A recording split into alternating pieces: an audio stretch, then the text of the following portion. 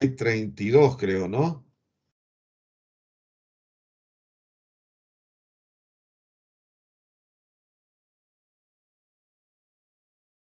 Bien, entonces,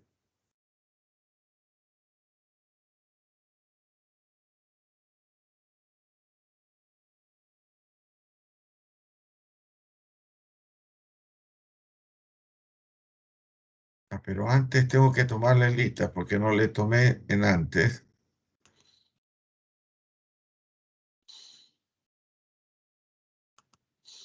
Bien, por favor, me dice presente conforme lo llame. Álvarez, Sandoval, Mayra Reina. Presente, doctor. Buenas tardes. Buenas tardes, Mayra. Arteaga, Félix, Valentina.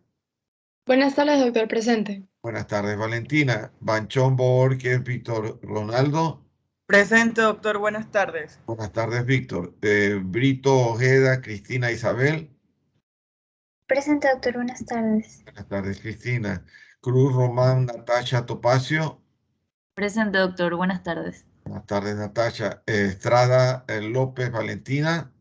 Presente, doctor. Buenas tardes. Buenas tardes, Valentina. Guarderas, Hurtado, Diana, Gabriela. Presente, doctor. Buenas tardes. Buenas tardes, Diana. 11, Cedeño, Melanie, Romina. Presente, doctor. Buenas tardes. Buenas tardes, Melanie. Ronquillo, Lara, Marcos, Bernardo. Presente, doctor. Buenas tardes. Buenas tardes, Marcos. Rosero, Palma, Laura Isabel. Presente, doctor. Buenas tardes. Buenas tardes, Laura. Bien.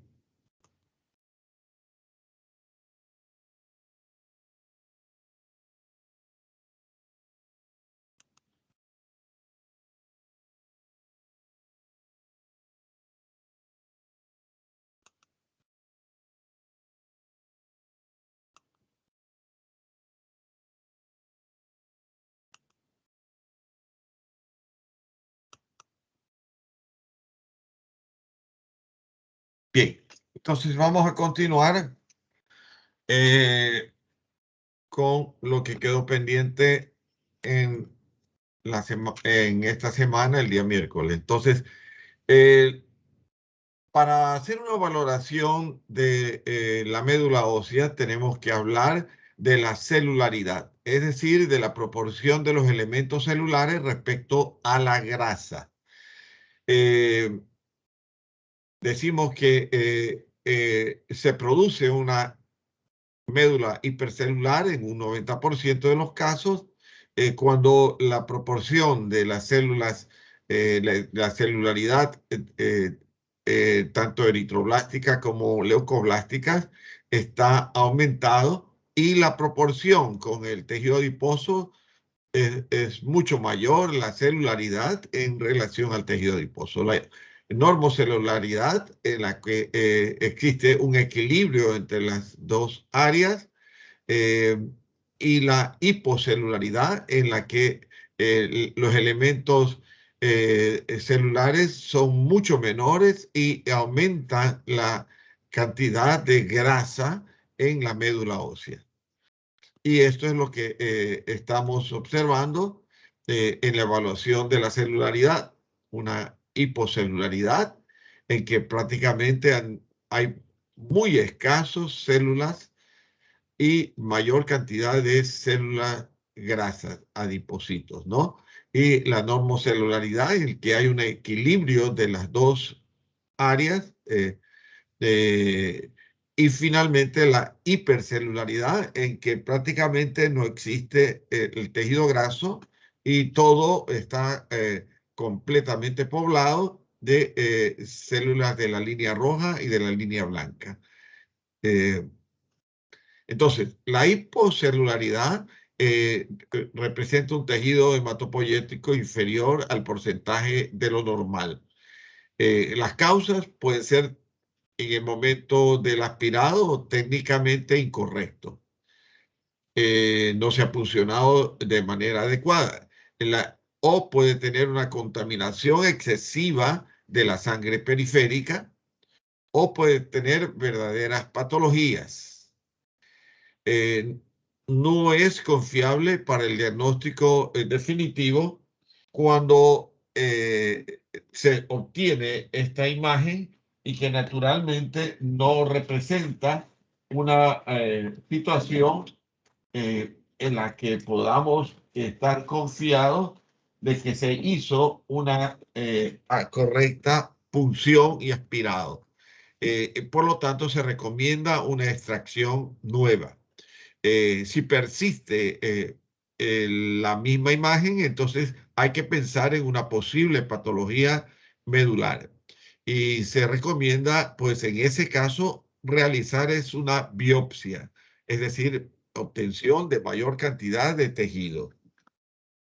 Las lesiones que se dan a nivel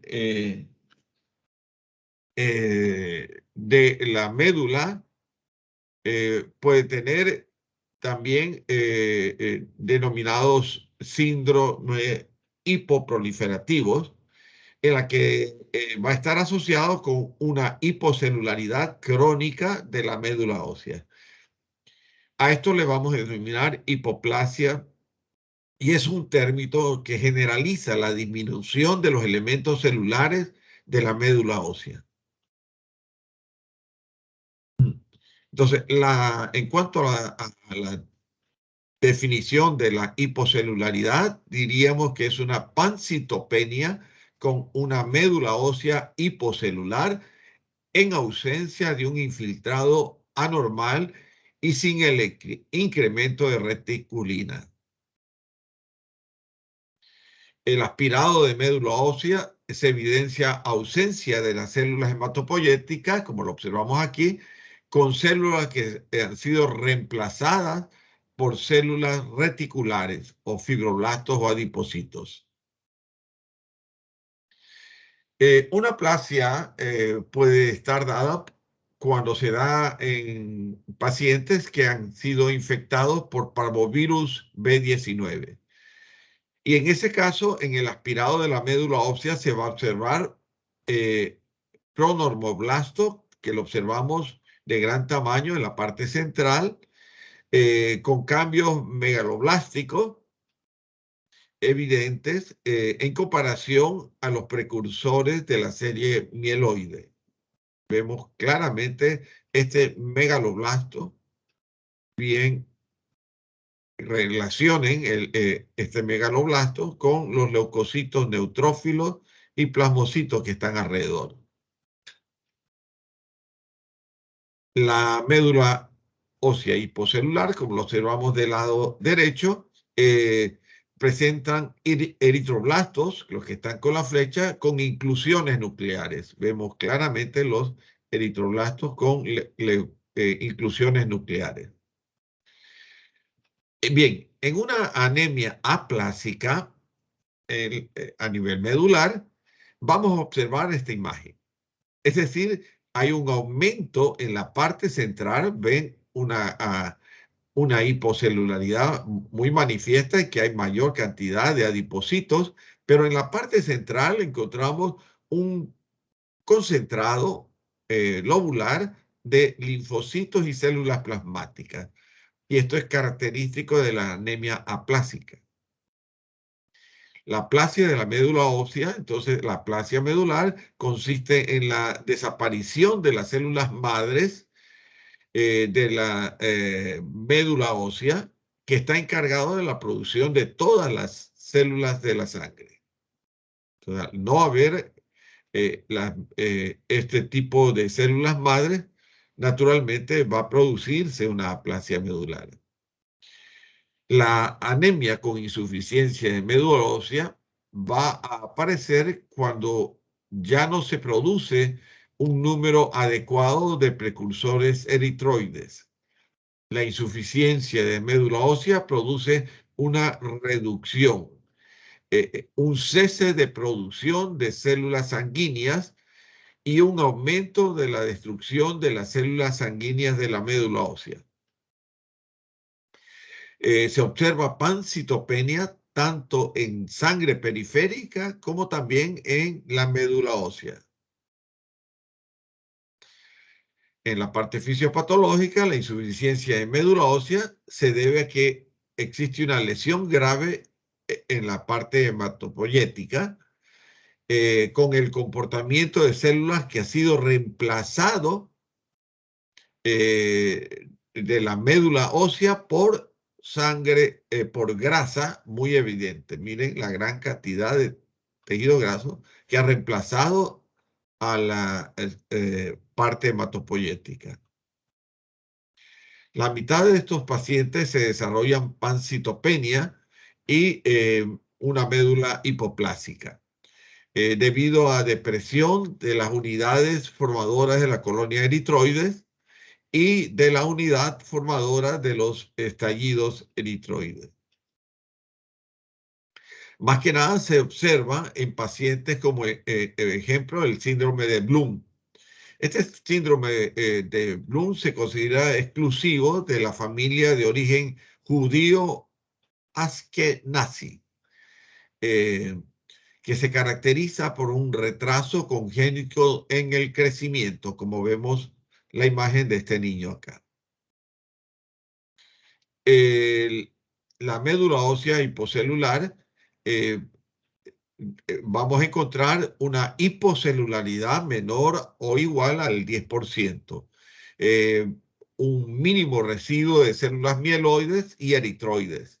Las células plasmáticas y linfocitos pueden estar aumentados, como ya lo demostramos en la anemia plástica, que se veían ese grupo de células plasmáticas y linfocitos en la parte central.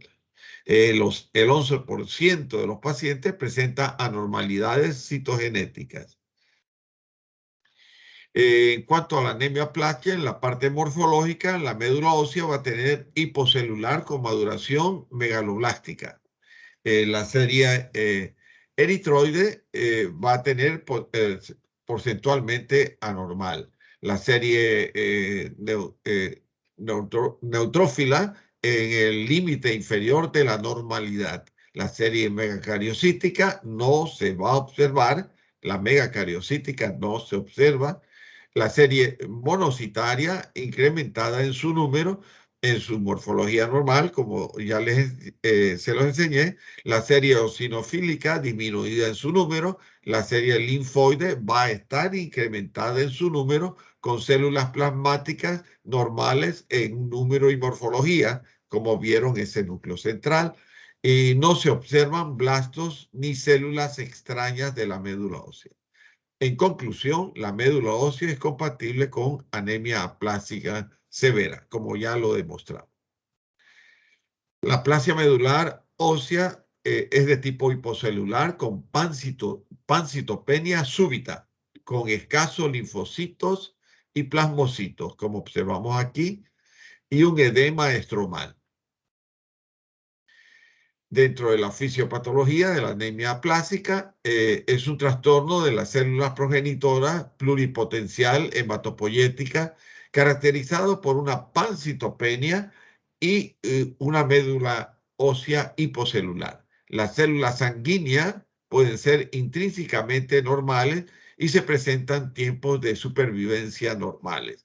La anemia aplásica es considerada de origen idiopático, como también se asocia a la exposición de diversas toxinas, como por ejemplo la más importante, la exposición al benceno, o también por el uso de ciertas drogas que están incluyendo el cloranfenicol, luego la carbamazepina, el felbamanato, la fenitoína, la quinina y la fenilbutazona, de los cuales el benceno y la exposición al cloranfenicol son uno de los más importantes.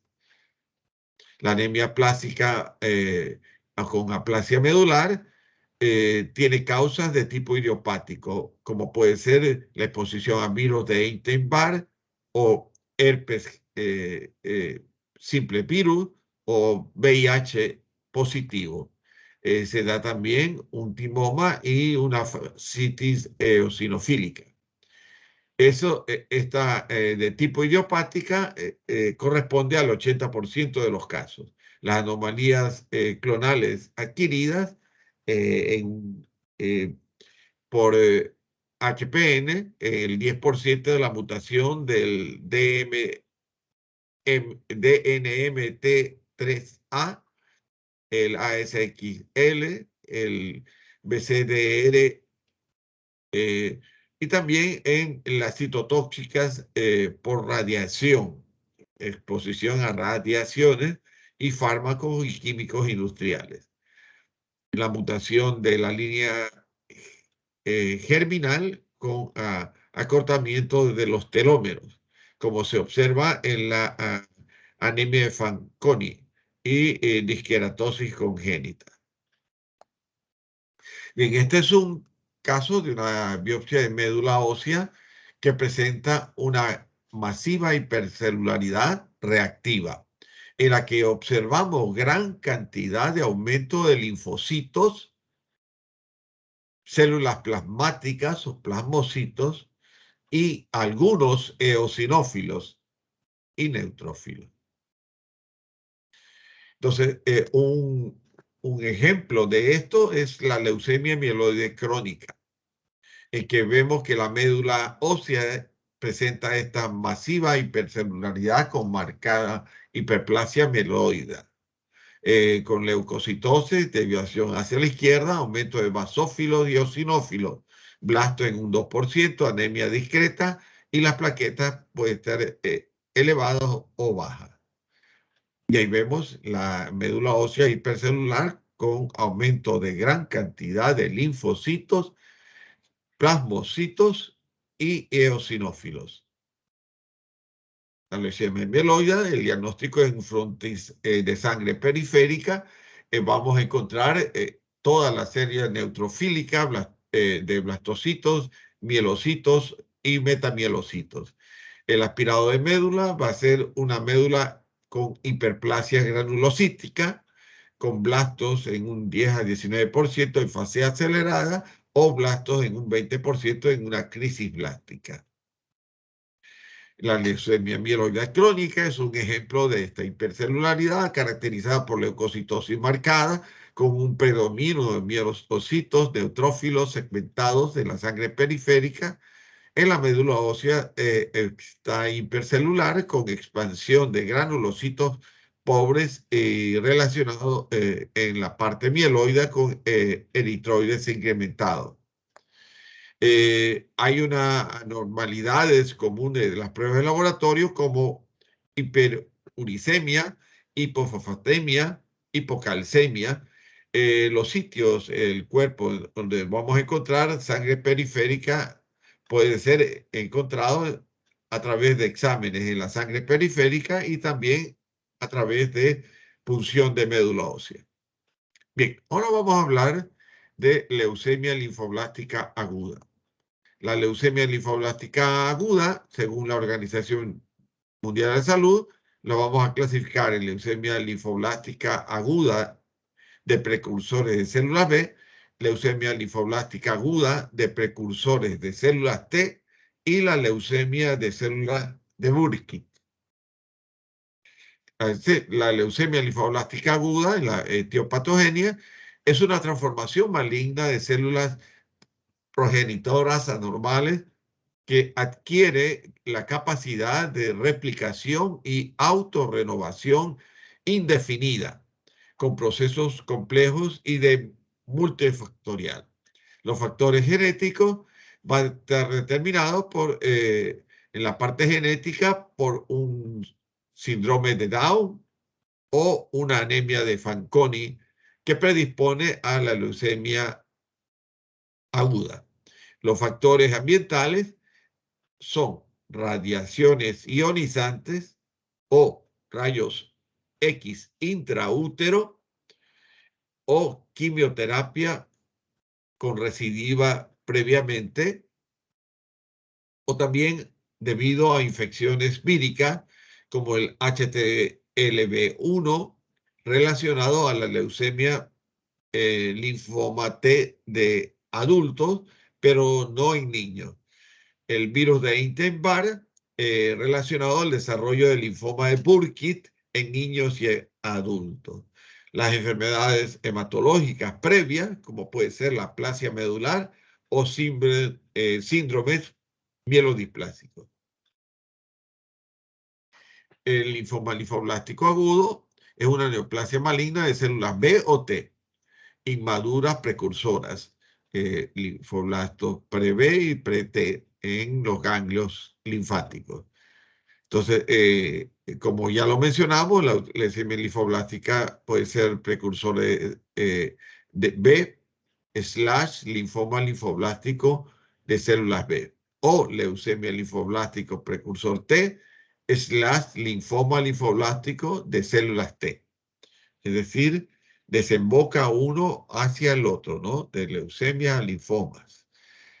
Y la inmunofenotipos, el linfoblástico de células B, a través del CD positivo, CD19 positivo y CD20 positivo o negativo. Linfoblástico de células T, el CD1A positivo o negativo, el CD2 positivo, CD3 positivo o negativo y CD7 positivo. Es frecuente en hombres jóvenes, el linfoma linfoblástico en hombres jóvenes que se presentan con toma de mediastino, hay una lesión a nivel de mediastino o supradiafragmática, provocando síndromes de la vena cava superior. El inmunofenotipo, el que ya mencionamos previamente. La leucemia linfoblástica aguda es una leucemia que se acompaña de hiperplasia, hiperactividad del tejido linfoide. La forma más común de cáncer en la edad pediátrica. Los síntomas, estos pacientes presentan debilidad, cansancio, fiebre, palidez con signos de anemia, fácil sangrado o aparición de moretones, petequias, puntos planos precisos debajo de la piel causados por sangrado, petequias, equimos, púrpura, falta de aire, disnea y pérdida de peso. La leucemia linfoblástica aguda, en la parte analítica básica, entonces vamos a hacer un hemograma y vamos a observar si existe anemia, leucocitosis o leucopenia, trombocitopenia. Examen morfológico celular de los frotis con blastos y sangre periférica. En la bioquímica básica, el deshidrogenasa láctica aumentado, uratos aumentado, calcio aumentado, fósforo aumentado. La función hepática, el estudio de coagulación, los estudios morfológicos y citométricos de líquido cefalorraquídeo. El aspirado de médula ósea con infiltración blástica de por lo menos 20%, la citomorfología, la citometría de flujo, la citogenética, biología molecular y estudios de imágenes y ecografías, ecografía testicular y ecocardiografía. El diagnóstico se lo hace por vía de biopsia con la valoración de la médula histológicamente o también métodos convencionales en la cual vamos a aplicar las tinciones de May-Grunwald o Gienza. Vamos a analizar la piroma, la fosfatasa ácida, la inmunocitoquímica, la inmunoglobulina M, la posibilidad para CD19 y KI67 como marcador de índice de mitosis. Característica morfológica fenotípica de las células, por ejemplo, la célula de Burkitt, las pruebas de deshidrogenasa láctica, confusión renal, radiografías y biopsias medulares. Bien, entonces tenemos manifestaciones clínicas en la leucemia linfocítica aguda con precursores T. Los pacientes con linfoma linfoblástico de precursores T, por lo general son adolescentes o adultos jóvenes con una masa mediastinal o una linfadenomegalia o de tipo supradiafragmática. Y la leucemia linfocítica aguda, pero ahora de precursor B, los pacientes con linfoma linfoblástico precursor B pueden tener manifestaciones extraganglionares que afectan la piel, la cabeza y el cuello, tejidos blandos, huesos, y pueden no presentar fase leucémica. La leucemia / linfoma linfoblástico agudo, los inmunofenotipos va a ser del orden del CD19 y CD20 positivos. Selectivo B, el CD5 de linfocitos T expresado con pequeños grupos de linfocitos B. La expresión inmunoglobulina en las cadenas pesadas de IG y las cadenas ligeras kappa o lambda. Genética tiene alteraciones cromosómicas en un 20 o 30% de los casos. Con frecuencia se da la trisomía 12, la de elección 13Q, la 12-14 y de elección 11Q.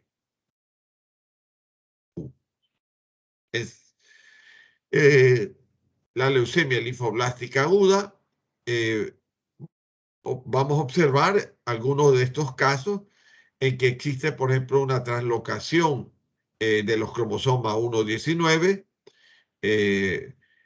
Q23, P13, con genes afectados, el EA2, PBX1, y el fenotipo prevé hiperleucocitosis y tratamiento intenso.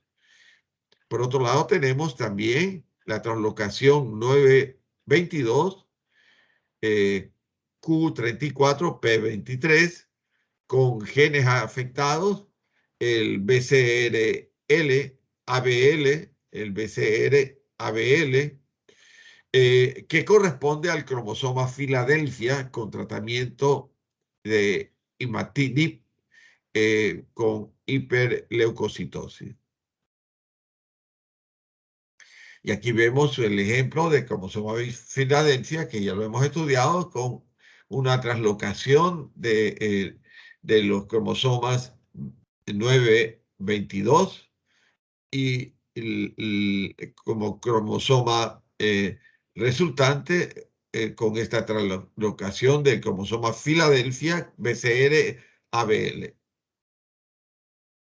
Bien, los cromosomas Filadelfia los podemos encontrar en la leucemia mieloide crónica y en la leucemia linfoblástica aguda.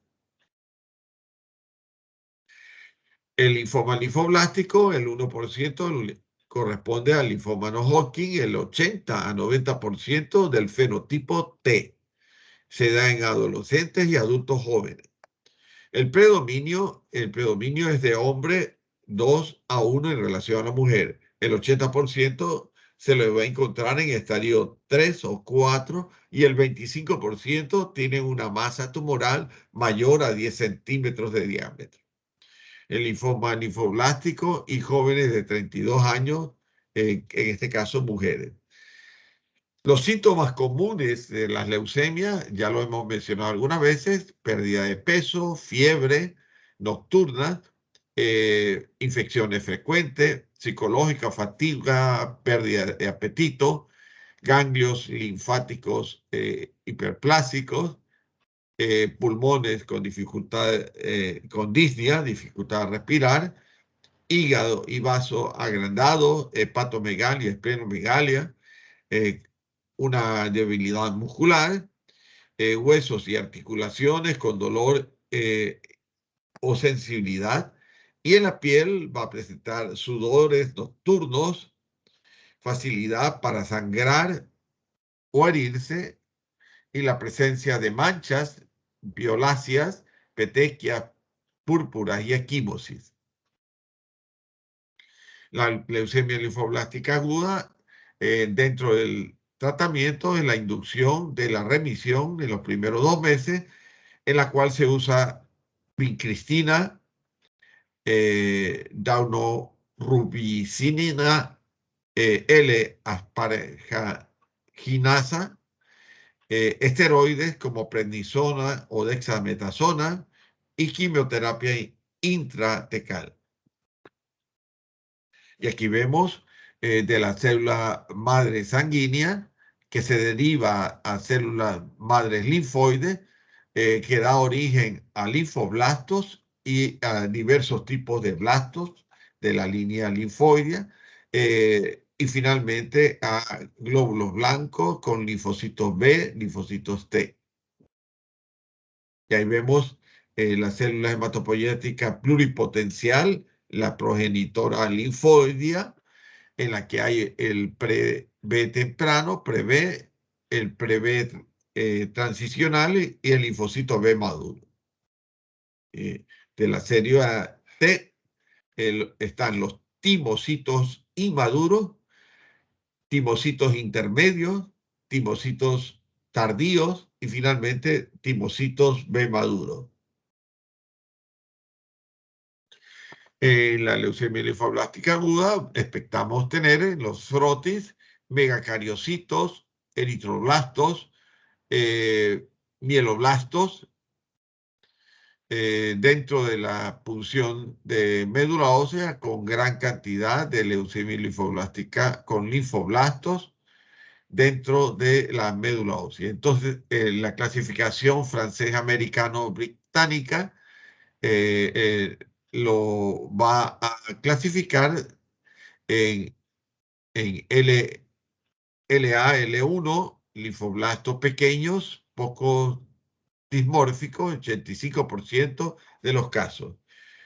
El que está en la parte superior, que se da en el 85% de los casos, ¿no? El linfoblastos pleomórficos, el 13%, el LA, L2, en la parte intermedia, y en la parte inferior, el linfoblastos grandes, con núcleos prominentes, que es tipo de Burkitt, en el 2% de los casos, LA, L3.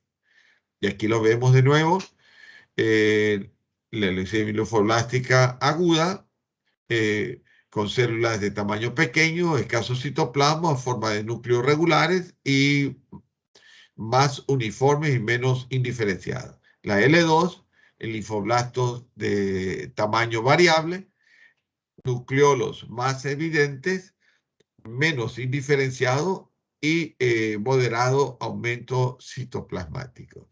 Las células grandes e interesadas con nucleolos evidentes, numerosos, vacuolas, similar a la que ocurre en el linfoma de Burkitt. Aquí tenemos una aspirado de médula ósea en que observamos gran cantidad de linfoblastos. Mire la gran cantidad de linfoblastos uniformes, pequeños, con algunos linfocitos maduros. Y en la médula ósea observamos que la leucemia linfoblástica aguda hay gran cantidad de células leucémicas muy apretadas, muy apretadas, que borran completamente a la médula ósea. Miren cómo la ha borrado. Hay unos que otros adipocitos. La mayor parte ha sido infiltrada por linfoblastos que tienen escaso citoplasma. Linfoblastos con escaso citoplasma, núcleos ligeramente plegados, los núcleos ligeramente plegados y cromatina fina. La leucemia linfoblástica aguda ha borrado de manera extensa la médula ósea con linfoblastos, además de precursores eosinófilos. Hay algunos precursores eosinófilos, hay linfoblastos de tamaño grande y cromatina inmadura. Linfoblastos, que está a la derecha, de tamaño grande y cromatina inmadura. Y aquí hay la comparación, que ya lo hemos venido haciendo en la serie blanca. La leucemia mieloide crónica tiene una proliferación granular, predominantemente de la serie granulopoyética, con etiología desconocida. Es un tipo de cáncer en el que se inicia en las células hematopoyéticas de la médula ósea e invade la sangre. En la célula leucemia mieloide crónica es un tipo de células leucémicas que tienen a acumularse en el cuerpo, pero muchas personas que padecen esta enfermedad no presentan síntomas durante menos algunos años. Bien, la Organización Mundial de la Salud ha clasificado la neoplasia de células B maduras periféricas en leucemia linfocítica crónica de células B / linfoma linfocítico pequeño, leucemia prolinfocítica de células B, linfoma linfoplasmocítico, plasmocitoma mieloma de células plasmáticas y la leucemia de células peludas. La leucemia linfocítica crónica con linfoma linfocítico pequeño. Estos dos trastornos difieren solo en el grado de linfocitosis en la sangre periférica. Tan solo ahí hay la diferencia. Uno deriva de otro. La leucemia linfocítica crónica, hay un recuento absoluto de linfocitos por arriba de 4.000. Leucemia linfocítica crónica, la leucemia más frecuente en los adultos en el occidente. De 15.000 casos por año en los Estados Unidos de Norteamérica. Hay predominio 2-1 en relación varón-mujer y la mediana edad de 60 años de presentación de la enfermedad. La leucemia linfocítica crónica es linfoma linfocítico pequeño.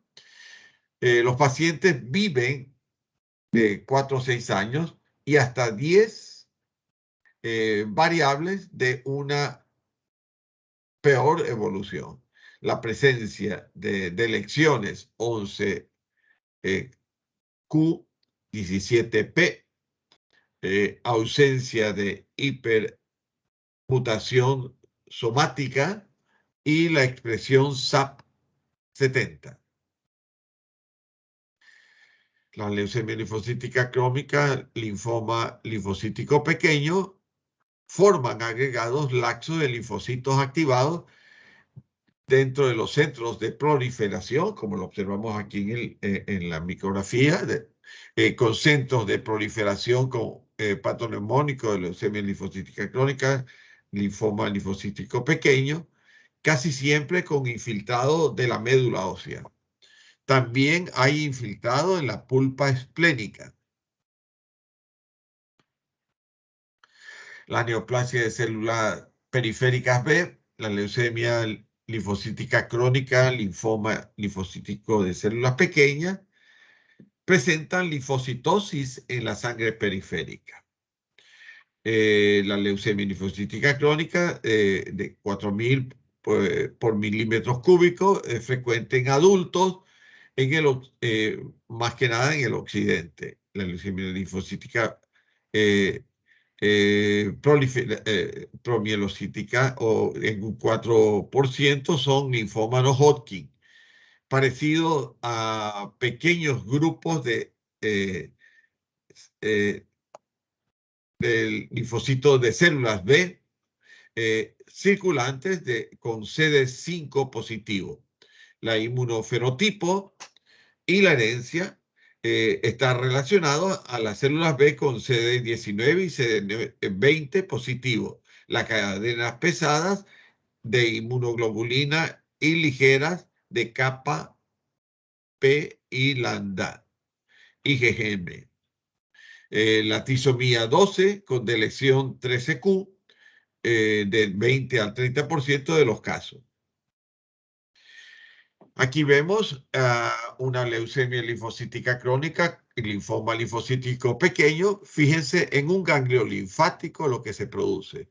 Un borramiento difuso del ganglio linfático con un infiltrado linfocítico pequeño con núcleos redondos e irregulares con cromatina condensada y escaso citoplasma, que infiltra de manera difusa y borra los folículos. Y aquí vemos en el frotis periférico y en la biopsia de la médula. Observamos una leucemia linfocítica crónica, un linfoma linfocítico pequeño, en que en el frotis hay linfocitos pequeños de cromatina nuclear homogénea. Miren, linfocitos pequeños con cromatina nuclear homogénea condensada. En cuanto a la médula ósea del lado derecho, encontramos una infiltración difusa, sólida y extensa de linfocitos pequeños. Lo mismo vemos en el frotis sanguíneo, el linfocitos pequeños con cromatina condensada y homogénea. Y del lado derecho, observamos en la médula ósea una infiltración sólida y difusa de linfocitos. Esta leucemia linfocítica crónica va a presentar una infiltración difusa extensa de linfocitos. La mayoría de ellos son linfocitos pequeños con escaso citoplasma y cromatina nuclear homogénea y condensada. Si hiciéramos inmunohistoquímica, sería en este caso CD19 positivo en 3 cruces en los casos de leucemia linfocítica crónica o linfoma linfocítico denso. Mire, aquí hay un caso en el cual vemos una cadena ganglionar con una masa tumoral sólida, mira como observamos en la parte superior, homogénea, de color rojo blanquecina, que fue extirpada, como lo observamos en la parte inferior izquierda, en la región maceterina, en el ángulo de la mandíbula. En la tomografía computarizada vemos que existe un tumor hiperdenso con el linfoma linfocítico de células pequeñas. Bien.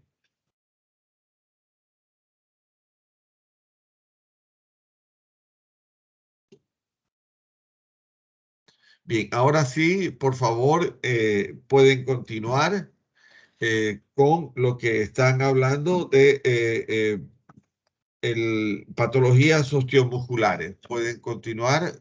Les voy a dar para que puedan. Doctor, una pregunta. ¿Cuál sería el diferencial de leucemia linfocítica crónica? Leucemia puede ser linfoblástica. Y de la linfoblástica aguda, entonces, ¿qué pondremos ahí? En la leucemia linfoblástica aguda